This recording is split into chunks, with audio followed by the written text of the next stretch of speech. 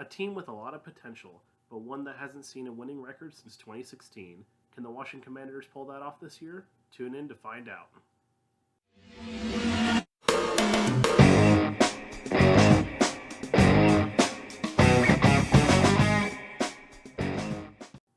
What is going on, everyone? It is Connor, the co-host with the most, back with another Clutch Crew Sports 2022 NFL team preview, this time looking at the Washington Commanders.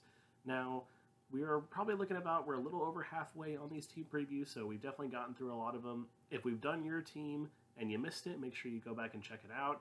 If we haven't gotten to your team, like I said, we're about halfway through the preview, so we'll definitely be getting there eventually. But yeah, let's dive right into the season preview for the Washington Commanders, the newest team name in the NFL. So the Washington Commanders, they were third in the NFC East last year, and the big storyline heading into this season for the Commanders is going to be obviously the new quarterback, Carson Wentz, and this is going to be Carson Wentz's third team that he's been on in the last 3 years. He was part of the Colts last year, and then of course was a member of the Eagles before that. There was a lot of drama kind of going on in Philadelphia about him and Nick Foles and who should be the starter. And lo and behold, neither of them are there anymore. But Carson Wentz has a new, fresh start here with the Washington Commanders, and in all honesty, the performance of this offense is really going to hinder on him because this is a team that has a lot of good weapons. Antonio Gibson is a really good young running back. Terry McLaurin is one of the most underrated wide receivers in the NFL. They have Curtis Samuel, who they picked up from Carolina last year, who's a really good kind of gadget wide receiver. He's a good receiver. He's kind of like a poor man's Deebo Samuel is more of what I would call him. Like, he's really good on end arounds. He can be in the run game. And the offensive line for this Washington team it's one of the better units in the league. Like, it's definitely not like a top 5 unit or anything like that, but it's one of, a top 15, possibly top 10 unit. So the offensive line is definitely not going to be an issue here. And it's all going to rest on the shoulders of Carson Wentz. And if I'm being honest, I don't know if he can do it. Like, I'm not a huge believer in Carson Wentz. I haven't been a huge believer of him, ever since that MVP season that he the season where he would have been the MVP had he not gotten injured, and then Nick Foles led the Eagles to the Super Bowl after that. Really kind of makes you think how much of the success of the Eagles that year was because of Doug Peterson and the team they had around him, because ever since that season when he got injured, it seems like Carson Wentz just kind of stumbled over into mediocrity. He had a really, like an okay season with the Colts last year, but it was just like, I've mentioned this before in a previous video when I was talking about the Eagles, or when I was not the Eagles, when I was talking about I was doing my quarterback tier list, and I was talking about him, and just, it seems to me like when he was with the Colts, I was watching him, like, he was actively, seemed like they were trying to lose games when he was there. Like, they had a huge lead on the Patriots. I can't remember what week it was, but the game they played against the Patriots, and Jonathan Taylor was going off, and looked like they were going to win the game pretty easily. And Carson Wentz, man, he was just out there making horrible passes, threw an interception at one point, and I'm just like, why are they putting the ball in his hands? Like, keep giving it to Jonathan Taylor. Don't have Carson Wentz anywhere near this game right now, because it seems like he's going to find a way to lose. Statistical wise, it really wasn't that bad last year. His touchdown to interception ratio wasn't terrible. I think he had something like 27 touchdowns on 7 interceptions, which isn't bad at all. The touchdown numbers could certainly be a little bit higher, but his last year in Philly was definitely really bad. He had like 16 touchdowns and 16 interceptions or something like that, so like a 1-to-1 ratio, which is really bad. So like I said, he's getting a fresh start here in Washington, and it's all going to be on his shoulders. Like I said, Washington, their offense is good enough to, Carson Wentz really just kind of needs to be a game manager, in my opinion. Like, I don't think he's kind of proven that he doesn't really have the talent to be like an elite quarterback. But if he can just be a game manager, like, this Washington team, they have good enough receivers, they have a good run game, they have a good O-line, like I mentioned. Like, they can do well if he can just limit the mistakes. And they have a good defense, too, which I'm not really going to, unfortunately, be talking about here. We got to keep these videos a little bit short, but they have a really good defense too that can, win them some games or help them win some games. Their front seven is one of the best in the league. The secondary is a little bit questionable, but like I said, their front seven is one of the best in the league. So definitely a strength for them. And Carson Wentz just needs to not be the problem. I think the Commanders overpaid him, but who knows? Maybe he'll come out and actually be decent, and I'll eat my words once the season starts. Who knows? But that's Carson Wentz. Moving on from Carson Wentz, the Commanders do have two very key players that are going to be coming back off of injury this year, and I definitely want to touch on them. The first, of course, being Chase Young. He was kind of having a little bit of a disappointing sophomore year. He had a great rookie season, defensive rookie of the year. Definitely no problems there, but he was struggling a bit in his sophomore season. Not putting up the numbers that everyone thought he was going to, and then he tore his ACL and went down. So he's definitely going to be a key piece for the Commanders to get back this season. He's going to be playing opposite of Montez Sweat. Like I said, the Commanders have one of the best front sevens in the league. Theoretically, pass rushing should not be an issue for them. I expect Chase Young to come back healthy. I expect him to come back strong. And, I definitely would not be shocked to see a double-digit sack season out of him. 10, 11, 12 sacks. Definitely not out of the question for Chase Young. But he definitely does need to take that next step because, like I said, he was struggling last season before he went down with that injury. So it's definitely going to be important for him as, for his future with the team and his future in the NFL to make sure that he can come back strong and look like the Chase Young of his rookie year. The other guy that's going to be coming back from injury that I think is key for the Commanders is going to be Logan Thomas. And tight ends, to me, unless your name is Travis Kelce or Darren Waller or Mark Andrews or George Kittle, one of the big four, seems to me that tight ends really get forgotten sometimes. They don't really hold as much value. Logan Thomas is a really great receiving tight end. Not exactly the best blocker in the world, but he is a really good and underrated receiving tight end, in my opinion. The problem for him is he just has to stay healthy. Like, he's had a lot of injury issues over the past couple of seasons. Can't seem to stay healthy.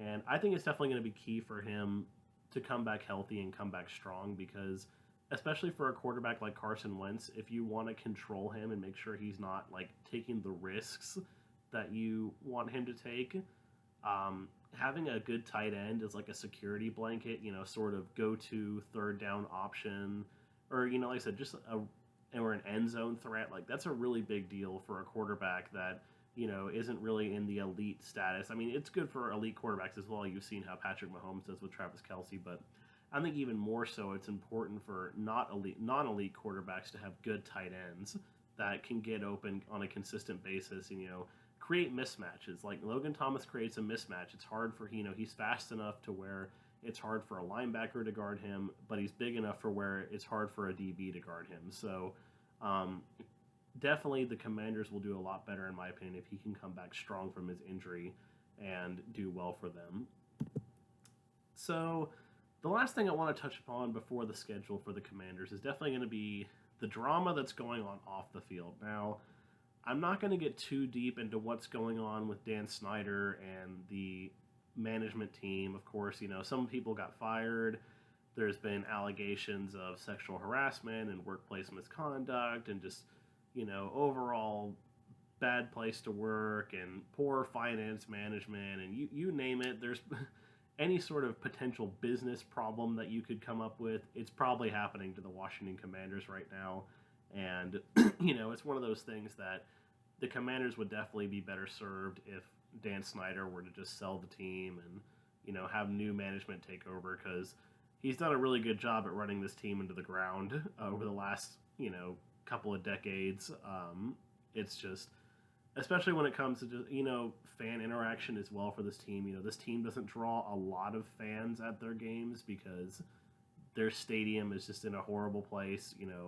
Ask any Commanders fan who lives in Maryland and ask them what it's like to try and get to FedEx Field over in Landover, and it's just a nightmare trying to commute to the field and commute to the game, and there's a reason why their stadium is always more than half empty. It also doesn't help that the team hasn't been very good over the past few seasons.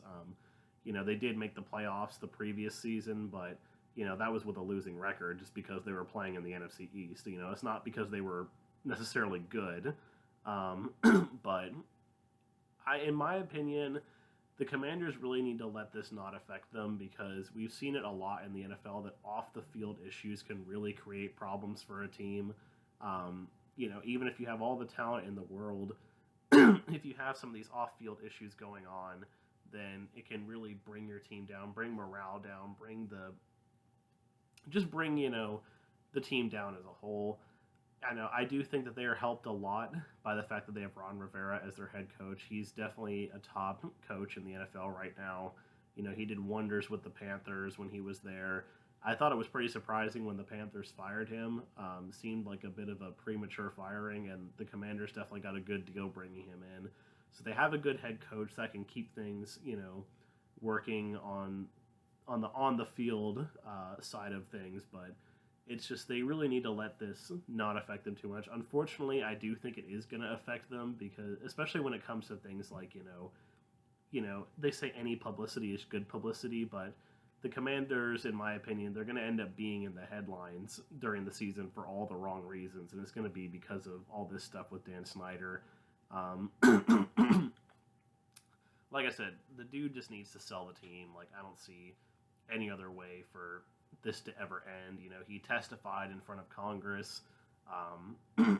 Just not a good situation going on there. But like I said, I think they have a really good head coach. They do have a really kind of underrated, decent team behind them. It's really just the question with the quarterback, with Carson Wentz.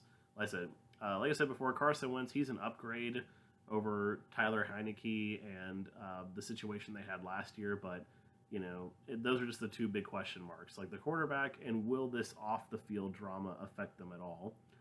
So looking at their schedule here, they definitely have a fairly easy schedule. I don't know the metrics on the easiest schedules in the league, but the Commanders definitely have a very favorable schedule. They play the AFC South this year, so that means that they get, games against the Jaguars and the Texans. Of course, the NFC East has, like the Giants. They play back-to-back games against the Giants.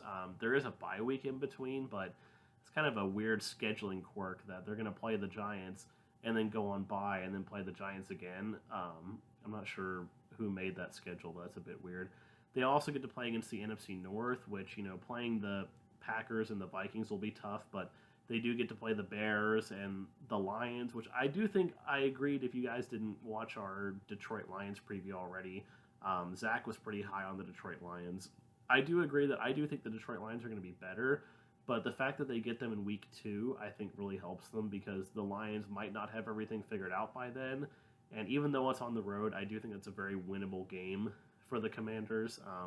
And like I said, they have an easier schedule overall. Depending on what happens with Deshaun Watson, that game against Cleveland on January 1st could be a winnable game. They play the Falcons on November 27th. That's a very favorable game for them. So definitely going to be key for them to, just kind of survive. I don't really see any. I guess probably the key game. I think the key stretch for me, honestly, is going to be those 2 Giants games. Where are they at that time? Are they in the playoff hunt?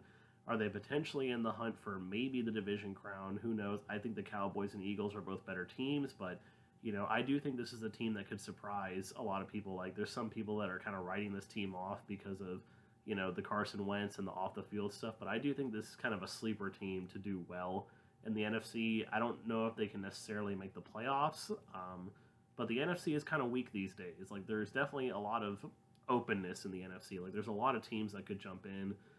In my opinion, there's no real powerhouses in the NFC right now other than the Rams and the Bucks. The Packers have question marks. The rest of the teams have question marks besides the Rams and the Bucks. So they could squeak in. And like I said, they have a very favorable schedule. So it's going to be coming down to where they're at during that time when they have those back-to-back games against the Giants, which both of those, in my mind, are definitely must-win games. Like, you can't be dropping. The Giants are really, they're in rebuild mode. They have the worst quarterback in the division. Like, the Giants, they need to win both of those games. I know Daniel Jones has a fairly favorable record against the Commanders in his career, but The Commanders really need to be able to move past that and get 2 wins against the Giants there in weeks 13 and 15. So the over-under for the Commanders this year is set at 7.5 wins, which is the exact same as it was last year. Last year it was set at 7.5 wins, and Vegas got that pretty on the money. They finished 7-10, third in the division, missed the playoffs. In my opinion, I'm going to say that the Commanders go over the 7.5 wins and they get 8 wins. Like, I don't think they're going to go above 8 wins. I think 8-9 is a perfect record for them. I think they're going to miss the playoffs. I do think they have the potential to make the playoffs depending on how the NFC goes. Like, if they can get one more win and make it like 9-8, I think they could potentially squeak in as like a 6 or a 7 seed with a 9-8 record. But I'm going to say they go 8-9. They go over the 7.5 wins, but I am going to predict that they miss the playoffs. I just think, I think Carson Wentz is going to be what holds them back. Like, unless he can kind of transition into being like a game manager and not making as many mistakes, I think Carson Wentz is going to be the one that holds them back. I mean, we saw the disastrous performance that he had last year against Jacksonville in week 18. If they had just won that game against Jacksonville, the Colts were going to be in the playoffs, but thanks to a disastrous performance by Wentz, and I mean the whole team kind of had a disastrous performance, but Wentz especially played really bad. The Colts missed the playoffs, so like I said, 8-9, missing the playoffs. So thank you guys so much for watching. Make sure you hit that subscribe button down below if you haven't already, and make sure you hit the bell so you can get notified for all of our new videos. Make sure you get notified when your team's preview comes out. We got this one that'll be coming out on Sunday. We have the Arizona Cardinals that will be coming out on Wednesday, so make sure you stay tuned for that. And also, Zach is releasing his college preview videos, so make sure you check those out as well. And follow us on Twitter at clutchcrewsports. Let me know down in the comments what you guys think. Do you agree with me, disagree with me? I love to hear everyone's feedback and see what you think about your team. If you're a Commanders fan, what kind of expectations do you have for them? Do you think that they're going to potentially make the playoffs? Do you think they're going to do better than I think, worse than I think? Let me know down below. And until next time, guys, I will see you guys later.